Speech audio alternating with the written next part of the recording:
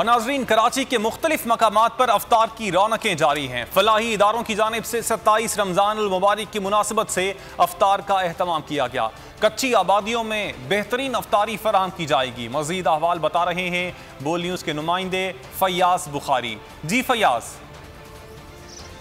जी बिल्कुल, रमज़ानुल मुबारक में शहर कायद के मुख्तलिफ मकामात पर इफ्तारी का सिलसिला जारी है और इस वक्त भी फलाही इदारे की जानिब से कुछ इफ्तारी का सामान पैक किया जा रहा है जो शायद कच्ची आबादी में जो है वो तकसीम किया जाएगा। आप ये बताइएगा कि आज 27 रमज़ानुल मुबारक की खुसूसी दिन की मुनासबत से काम कर रहे हैं, कितने पैक्स किए हैं और आगे कहाँ का बांटने का इरादा है? तकरीबन 1500 की तादाद है जो बॉक्सेस की है। आज मैं थोड़ा सा अपना कॉन्सेप्ट बताऊं कि 27 रमज़ान यौम आज़ादी पाकिस्तान हम 14 अगस्त मना रहे होते हैं, लेकिन 27 रमज़ान एज़ अ मुस्लिम हमें जो मनानी चाहिए।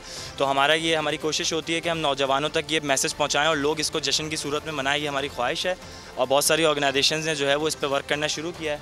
ये आज आप देख सकते हैं जो तैयारियां हो रही हैं, ये जश्न है हमारा 27 रमज़ान का। कितने सालों से जो है वो 27 रमज़ान को ही ये इफ्तार तकसीम कर रहे हैं? देखिए, हम लोग डिस्ट्रिक्ट सेंट्रल की जो एक अच्छी बड़ी तंजीम है, फलाई तंजीम, 5 साल पहले ये हमने बनाई तमाम नौजवानों ने मिलकर। 5 साल पहले हम लोगों ने 27 रमज़ान, वैसे आपने देखा होगा तमाम नौजवान इस्लाम से दूर हैं, दीन से दूर हैं, तो ये कुछ ऐसे बहुत शुक्रिया आपका फयाज बुखारी।